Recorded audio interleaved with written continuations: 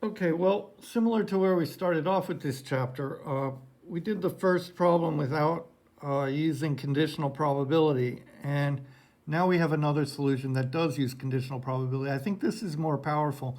You don't need to use the infinite series formula for this. So the trick is to condition on the first roll.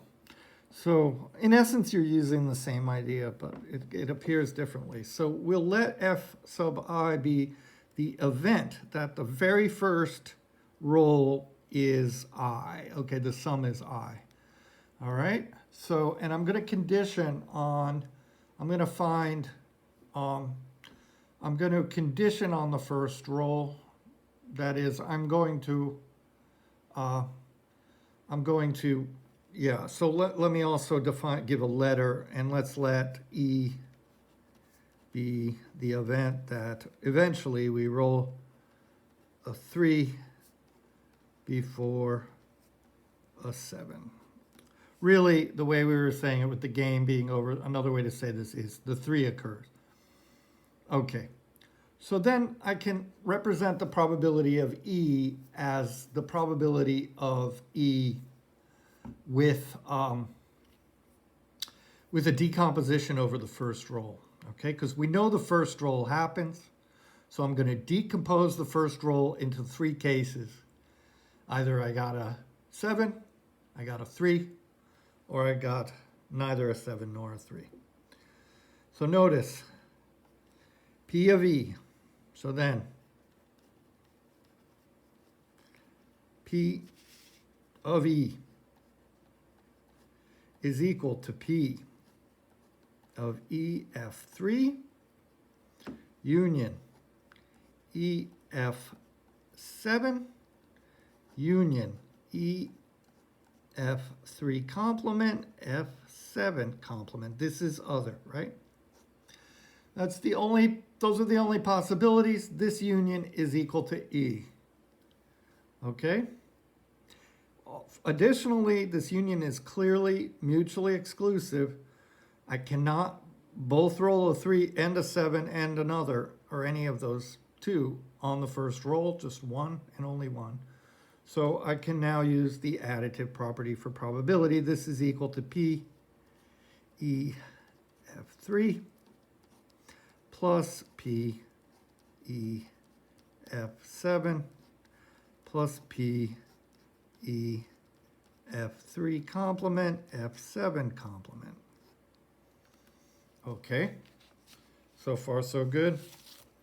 So now we will use conditional probability over here. So we have PE,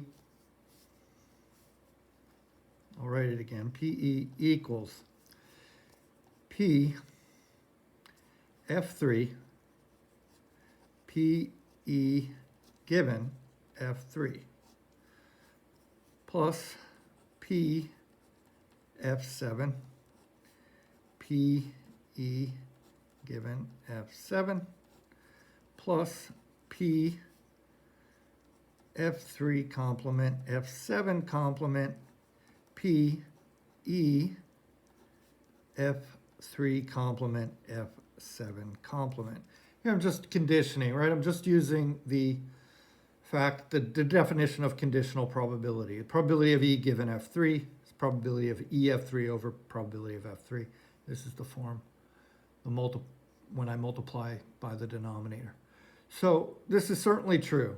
And I also argue now we can simplify this pretty easily. So PE is equal to PF3 is 1 over 18.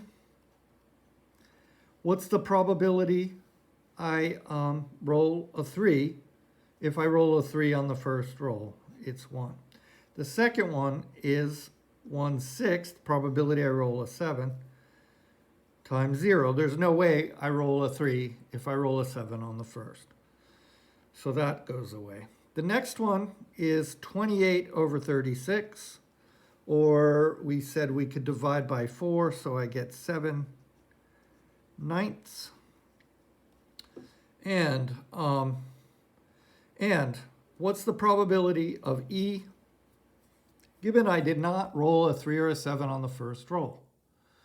Well, I don't know what it is, but it didn't change because in essence, I am starting over again. So whatever the probability of a 3 before 7 eventually is at the start, it is the same here. It does not change. It is not affected by the fact that I rolled, for example, a 5 or something. So I'm just going to call this P of E here. Okay, this is the interesting part. This is the interesting part. I was able to replace that by P of E, by just assuming, because of the independence, that I can start again.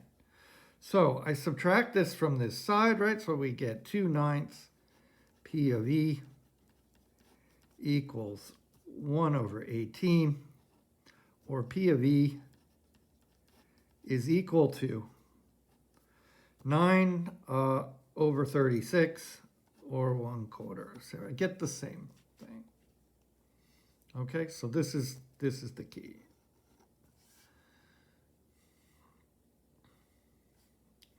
This is equal to.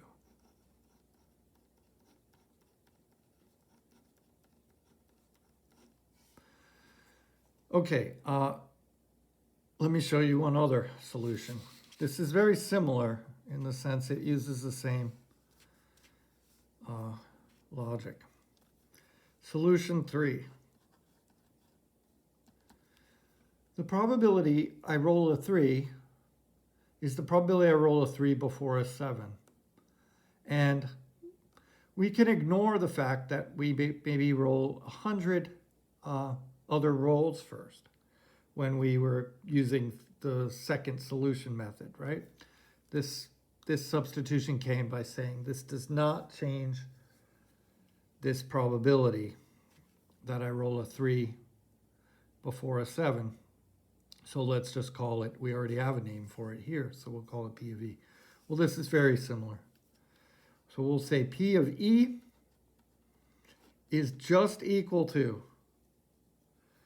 the probability that the first roll is a 3, given that the first roll is a 3 or the first roll is a 7. The reason is, even if I had multiple other rolls, eventually I can throw them all out. So when I finally do get a 3 or a 7, I could just make that the new first roll. Okay? Or just, if you don't want to think of it as the first rolls, just say it's the probability of a 3 given I roll a 3 or a 7. Nothing that happened before it matters, right?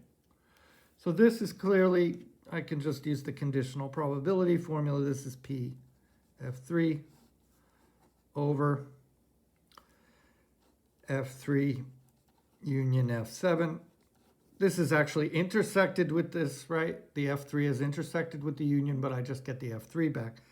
These are mutually exclusive, so I have P F3 over P, this should be a 7, F3 plus P F7, which is just equal to 2 over 36. And here I have 2 over 36. And here I have 6 over 36. So this is equal to 1/4. I get the same thing. Okay, so the more we use the conditional probability, the simpler the problem becomes, in a sense. Okay, I hope you like all three of these. We have one more problem on this for now, and then we move on to section 3.5 in the book. Okay.